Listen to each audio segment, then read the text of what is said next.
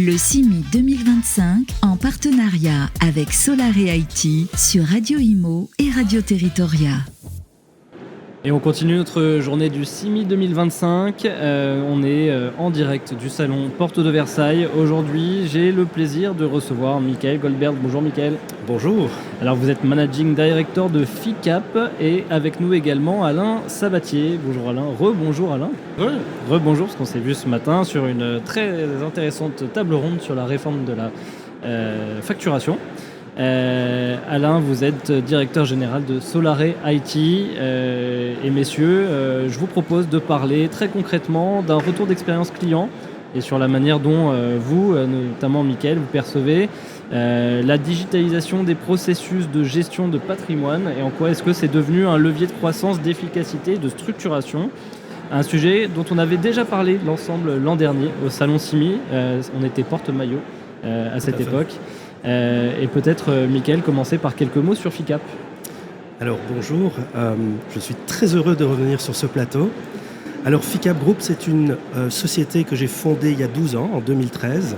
On est une société de gestion, une société de services, une société de gestion immobilière. Donc on fait de l'administration de biens, du property management. On fait du project management, l'assistance maîtrise d'ouvrage. De l'asset de l'investment management, donc du conseil financier dans des acquisitions d'immobilier commercial.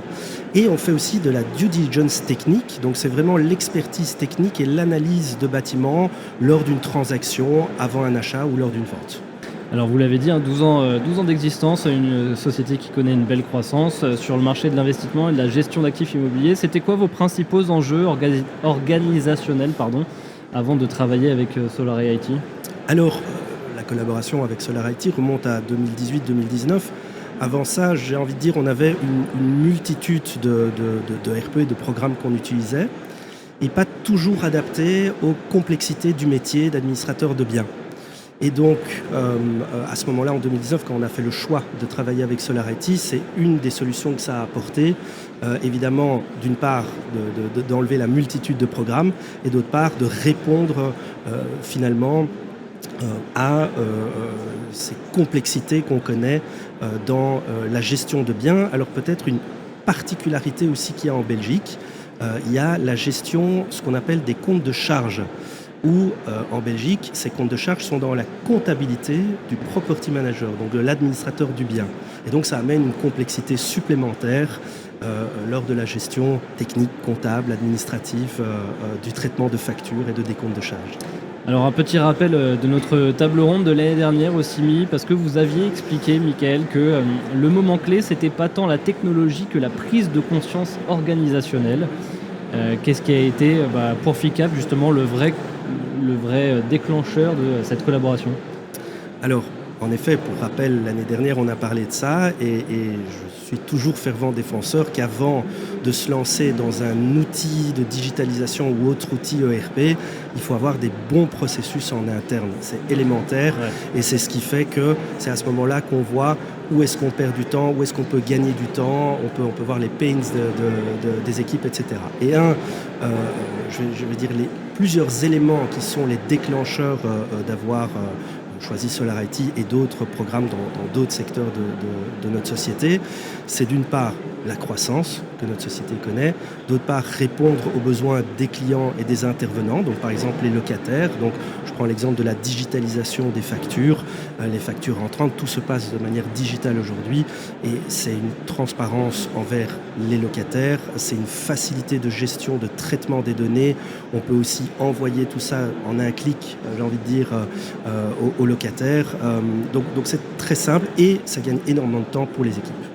Alain, justement, de votre côté, comment est-ce qu'on accompagne un client comme FICAP à ce moment-là ? Je pense qu'un des savoir-faire de Solaré, c'est effectivement d'accompagner nos clients dans leur croissance. Donc on a une solution extrêmement modulaire. Donc on a des clients qui vont commencer, on va dire, petits, et puis qu'on va pouvoir accompagner au fur et à mesure, justement, que les besoins vont se faire sentir. On parlait de digitalisation des factures, quand on était sur du papier, mais qu'il y en a quelques centaines, ça se gère. Quand maintenant, comme chez FICAP, il y en a plusieurs dizaines de milliers, à un moment donné, il faut passer à des étapes industrielles. Donc on est capable d'accompagner vraiment nos clients sur les différents process en fonction de leur taille. Je voudrais aussi peut-être rebondir juste sur ce qu'on dit sur le moment, parce que tout à l'heure on parlait sur la dématérialisation des factures et sur l'intelligence artificielle. On fait des cas d'usage, c'est-à-dire qu'on ne fait pas la techno pour faire de la techno, ça ne sert à rien. Et on parlait ce matin des usages de l'intelligence artificielle pour la facture électronique, c'est la même chose. S'il n'y a pas de besoin, s'il n'y a pas de pain quelque part, il n'y a pas vraiment de solution à proposer en tous les cas qui vont révolutionner un problème qui n'existe pas. Alors sur préparation des équipes, formation, nomination peut-être d'ambassadeurs internes, conduite du changement, pour expliquer, comment est-ce que ça s'est passé concrètement chez FICAP ? Alors, voilà, vous avez nommé tous les éléments qu'on a connus pour gérer un tel projet. Donc en effet, on nomme un chef de projet qui va vraiment porter ce projet. Moi, entre guillemets, je ne suis que le sponsor. Ça veut dire que je suis dans la direction qui va décider au niveau budget et au niveau planning. Mais le chef de projet va être vraiment l'interlocuteur entre les équipes en interne et le prestataire, en l'occurrence ici Solarit.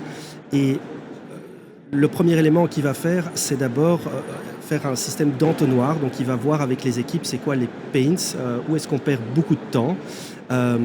Idéalement, on fait ça dans cette phase-là déjà avec le prestataire. Donc on inclut déjà le prestataire à ce moment-là, puisque le prestataire connaît le mieux son programme ou ce que peut offrir le programme. Et puis après, le chef de projet va continuer pendant l'implémentation à faire l'interface entre les équipes et Solarity. Alain, comment est-ce que aussi, pareil, côté Solaré, vous accompagnez tous ces changements et toutes ces étapes ? Alors on a la chance, en tout cas dans notre système d'organisation, d'avoir toujours un chef de projet dédié qui suit le client aussi sur le long terme. C'est pas juste je déploie, je pars. Ouais. Nous, nos chefs de projet vont suivre effectivement les clients pendant des années. Donc il y a vraiment le vrai projet et puis après toute la partie, on va dire, customer success, c'est-à-dire suivi au fur et à mesure.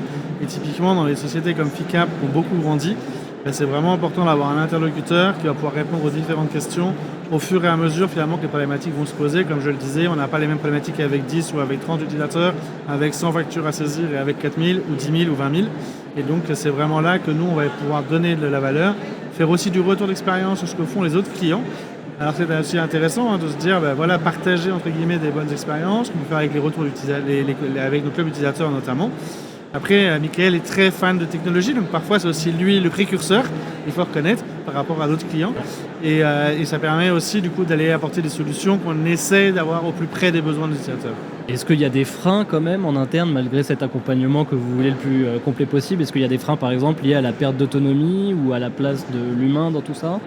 Alors, non, la réponse est non, et je vais élaborer là-dessus, parce que c'est un non avec un petit bémol. Il faut, dans un tel projet, impliquer les équipes dans un stade très prématuré. Oui. Donc vraiment en avance, voilà, le plus tôt possible, expliquer pourquoi on veut faire ça, donc c'est pour eux aussi, prendre leur retour d'expérience et les pains qu'on en a parlé. Et puis, quelque part, ce qui va se passer, c'est que les tâches répétitives, ennuyeuses vont s'éliminer et ils pourront se concentrer sur des tâches à valeur ajoutée. Et donc, tout le monde y gagne quelque part. Alors, quelque part, dans mon équipe, évidemment, en digitalisant, ils pensaient avoir moins de travail. Par la suite, pas de chance, notre portefeuille a connu une croissance. Et donc, le temps qu'ils ont gagné, à ce moment-là, après, ils peuvent gérer finalement plus de projets dans un même temps. C'est ça, Alain, on accompagne nos clients pour leur dire, voilà, vous allez effectivement être soulagés sur des tâches chronophages, mais vous allez gagner du temps sur de la productivité, sur du business, sur du développement. Tout à fait, c'est-à-dire que je pense que c'est de toute façon la meilleure raison de vendre un produit. Si vous allez arriver j'imagine pas un manager arriver en disant voilà, on va installer un nouveau produit et on va virer 30% des effectifs. Ouais. Je ne crois pas que ce soit le but. Le but, c'est vraiment, en tout cas chez nos clients, c'est d'aller chercher des parts de marché, de mieux s'organiser aussi, parce qu'il y a quand même beaucoup de perte de temps, mais c'est toujours pour aller vers des tâches à valeur ajoutée. Et c'est toujours aussi cette crainte, est-ce que la machine va remplacer l'homme ? Non, la machine permet à l'homme de faire des choses beaucoup plus intéressantes et de se délester d'un certain nombre de choses qui n'apportent pas grand-chose, et en tous les cas pas forcément de valeur perçue par les clients de nos clients. Et ça, c'est vraiment important, c'est qu'aujourd'hui, on a aussi des clients qui vont gagner un certain nombre de marchés parce qu'il y a nos solutions derrière et que nos clients savent les clients de nos clients savent qu'ils ne vont pas payer pour des choses qui ne valent rien.